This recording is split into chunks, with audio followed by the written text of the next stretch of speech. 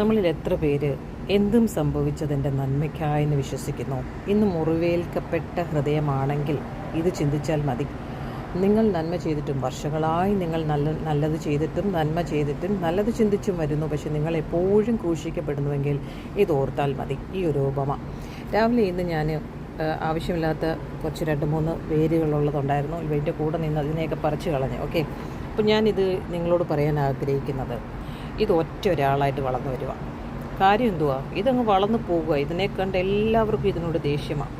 പക്ഷേ ഇതിൻ്റെ കൂട്ടത്തിൽ അതിൻ്റെ ഉടയനായ ഞാൻ കുറേ ചെടികൾ ഇതിൻ്റെ തന്നെ വിത്തുകളാണ് ഇതെല്ലാം. പക്ഷെ അവരുടെ വളർച്ച കണ്ടോ, ഒരേ സമയത്ത് ഇട്ടതാണ്. പക്ഷേ ഇതിൻ്റെ വളർച്ച കണ്ടോ, ഇത് വളരെ വലുതായി. ഇതിൻ്റെ ആ ഗ്രോത്ത് പെട്ടെന്നാണ്. ഇതിൻ്റെ ആ വള്ളികളൊക്കെ വരാൻ തുടങ്ങി. ദാറ്റ് മീൻസ് നമ്മുടെ ജീവിതത്തിലും ജോസഫ് സ്പെഷ്യലാണ്.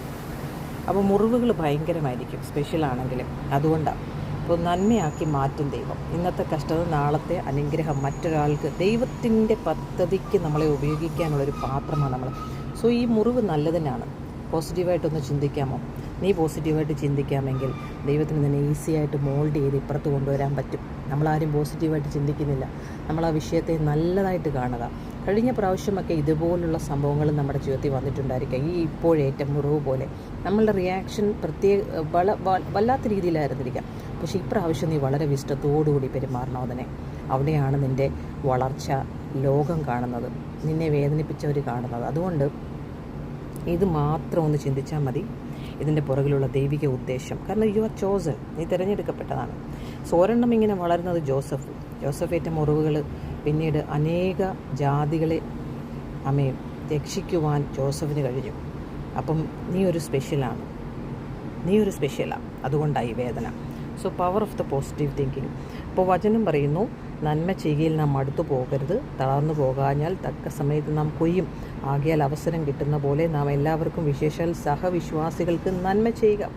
ഹല്ലേലൂയ. സോ എപ്പോഴും സന്തോഷിക്കുക, എല്ലാത്തിനും നന്ദി പറയുക, സംഭവിച്ചതൊക്കെയും ദൈവത്തിൻ്റെ ഹിതമെന്ന് പറയുക. നാളുകളായി നീ ഒറ്റയ്ക്കിരുന്ന് കരയുന്നത് അത് നിനക്ക് സഹായമായി ചിലതിനെയൊക്കെ ദൈവം എഴുന്നേൽപ്പിക്കുകയാണ്. Hallelujah. So never give up. God has a great plan about you. Hallelujah. God bless you. Have a blessed time. നിനക്ക് വേണ്ടി ദൈവം പുതിയ വഴികൾ തുറന്നുകൊണ്ടിരിക്കുകയാണ്. Just patience, have patience. നിൻ്റെ നന്മയ്ക്ക്, അനേകരുടെ നന്മയ്ക്ക് അതിനുവേണ്ടി ഇത് ആക്കി മാറ്റും. നല്ല വിത്ത് നല്ല സ്ഥലത്ത് വീണാൽ അത് ഫലം കൊടുക്കും. അത് നീയാണത്. Never give up.